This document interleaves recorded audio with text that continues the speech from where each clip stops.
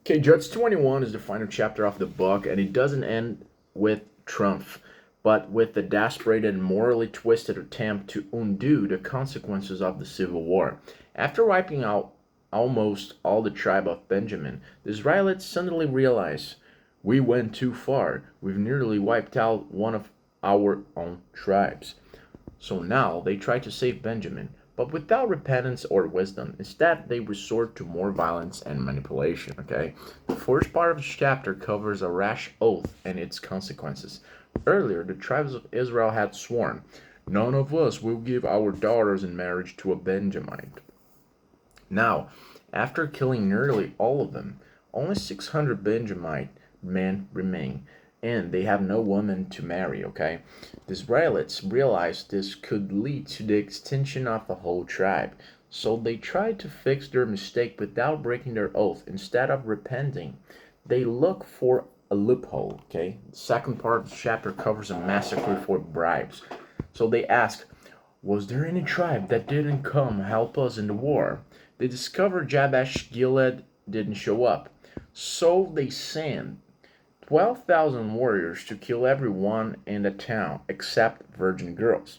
They captured 400 virgins and give them to the Benjamites. They kill an entire city to get around their oath. A deeply ironic and tragic solution, okay? So the third part of the chapter covers kidnapping women from a festival. Still 200 wives short. The Israelites come up with another plan. There is a festival at Shiloh, and young women will come out dancing in the vineyards. They tell the Benjamin survivors, go and kidnap the girls from the festival. So this way, they technically don't give their daughters. The oath is safe. So to protect the vow, they never should have made. They encourage mass abduction. Okay, so the fourth part of the chapter covers the final line of Judges. The book ends with the same tragic refrain. In those days, there was no king in Israel. Everyone did what was right in his own eyes. This is the key message of the book. Without godly leadership, without truth or justice, even God's people will descend into confusion, cruelty, and chaos. What are the key lessons from this chapter? The first one is one sin leads to another when repentance is absent. Instead of asking God what to do, they invent more evil solutions to cover the first one. Second lesson, their silence about God says everything. God is barely mentioned in this chapter and never consulted directly. Third lesson, oaths made in emotion bring long term damage.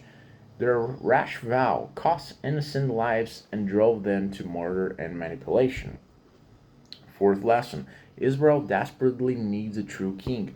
The book ends crying out for leadership, justice, and spiritual renewal. Okay, so Judges 21 ends the book not with resolution but with warning. It shows a nation that tried to fix its problems with logic and violence instead of humility and obedience. Okay, stick with me for the next chapter because let me read the final words are hunting. Everyone did what was right in his own eyes.